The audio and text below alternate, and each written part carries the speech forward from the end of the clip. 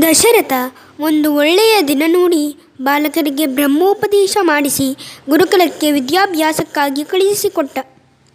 ವಸಿಷ್ಠರೇ ಅವರ ವಿದ್ಯಾಗುರುಗಳಾದರು. ತಮ್ಮ ಆಶ್ರಮದಲ್ಲಿ ಅವರನ್ನು ಬರಮಾಡಿಕೊಂಡು ವಿದ್ಯಾಭ್ಯಾಸವನ್ನು ಆರಂಭಿಸಿದರು. ನಿರ್ವಂಚನೆಯಿಂದ ರಾಜಕುಮಾರರಿಗೆ ಬೇಕಾದ ಎಲ್ಲ ವಿದ್ಯೆಗಳನ್ನು ಕಲಿಸತೊಡಗಿದರು. ಗುರುಕುಲಕ್ಕೆ ಬರುವುದಕ್ಕೆ ಮೊದಲೇ ದಶರಥ ತನ್ನ ಮಕ್ಕಳಿಗೆ ಬಿಲ್ವಿದ್ಯೆಯನ್ನು ತಾನೇ ಸ್ವತಃ ಕಲಿಸಲು ಆರಂಭಿಸಿ ಮೊದಲ ಗುರು ಎನಿಸಿಕೊಂಡಿದ್ದ. ಬಿಲ್ವಿದ್ಯೆಯಲ್ಲಿ ಆತ ಪಾರಂಗತನಾಗಿದ್ದ. ಅದರಲ್ಲಿಯೂ ಶಬ್ದವೇದಿ ವಿದ್ಯೆಯಲ್ಲಿ ಆತನನ್ನು ಮೀರಿಸುವವರೇ ಇಲ್ಲವಾಗಿದ್ದರು. ಕೇವಲ ಶಬ್ದದ ಮೂಲಕವೇ ಗುರಿಯಿಟ್ಟು ಬಾಣವನ್ನು ತಲುಪಿಸಬಲ್ಲವನಾಗಿದ್ದ. ಮಕ್ಕಳು ತಂದೆ ಕಲಿಸಿದ ವಿದ್ಯೆಯ ಜೊತೆ ಗುರುಗಳಿಂದಲೂ ಬಿಲ್ವಿದ್ಯೆ, ವೇದಶಾಸ್ತ್ರ, ಪುರಾಣ, ವ್ಯಾಕರಣ, ನಿಘಂಟು, ನ್ಯಾಯಶಾಸ್ತ್ರ, ರಾಜ್ಯಶಾಸ್ತ್ರ ಮೊದಲಾದ ಅನೇಕ ವಿಷಯ ವಿದ್ಯೆಗಳನ್ನು ಕಲಿತರು. ಜೊತೆಗೆ ನೈತಿಕ ಮೌಲ್ಯಗಳ ಬಗ್ಗೆ ವಿಶೇಷವಾದ ಅರಿವನ್ನು ಪಡೆದರು.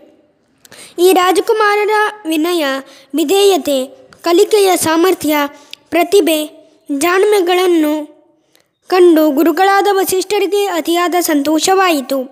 ಪ್ರೀತಿ ಮೆಚ್ಚುಗೆಗಳಿಂದ ವಸಿಷ್ಠರು ರಾಜಕುಮಾರರಿಗೆ ಕಲಿಸಬೇಕಾದೆಲ್ಲವನ್ನು ಕಲಿಸಿ ಅವರ ವಿದ್ಯಾಭ್ಯಾಸವನ್ನು ಪೂರೈಸಿದರು.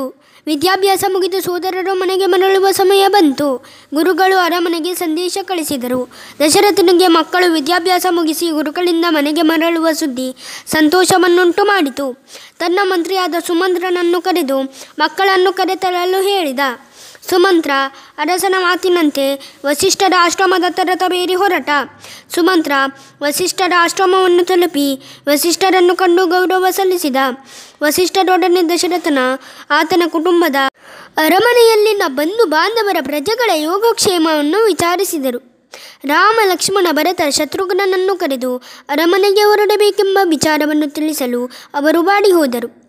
ಅಷ್ಟು ವರ್ಷ ಕಾಲ ಗುರುಕುಲದಲ್ಲಿ ಗೆಳೆಯರೊಂದಿಗೆ ಗುರುಗಳೊಂದಿಗೆ ಎಷ್ಟೊಂದು ಬೆರೆತು ಹೋಗಿದ್ದರೆಂದರೆ ಅವರನ್ನು ಬಿಟ್ಟು ಹೋಗಬೇಕೆಂಬ ಆಲೋಚನೆಯೇ ಅವರಿಗೆ ಸಹಿಸಲಾಗಲಿಲ್ಲ. ಆದರೂ ವಿದ್ಯಾಭ್ಯಾಸದ ನಂತರ ಹೊರಡುವುದು ಅನಿವಾರ್ಯವಾಗಿತ್ತು. ಆದ್ದರಿಂದ ಒಲ್ಲದ ಮನಸ್ಸಿನಿಂದಲೇ ಗುರುಕುಲದ ಗೆಳೆಯರಿಂದ ಬೀಳ್ಕೊಂಡು ಸುಮಂತ್ರನು ತಂದಿದ್ದ ರಥವನ್ನೇರಿ ಅಯೋಧ್ಯೆಯ ಕಡೆ ಸಾಗಿದರು.